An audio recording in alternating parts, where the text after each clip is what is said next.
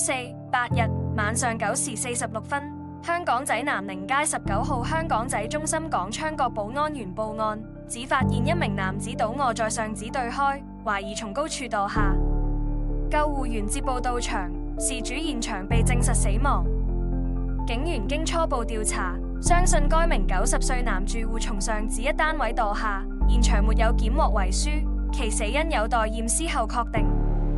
週四、8日晚上9時46分，香港仔南寧街19號香港仔中心港昌角保安員報案，指發現一名男子倒臥在上址對開，懷疑從高處墮下。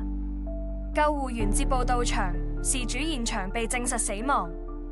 警員經初步調查，相信該名90歲男住戶從上址一單位墮下，現場沒有檢獲遺書，其死因有待驗屍後確定。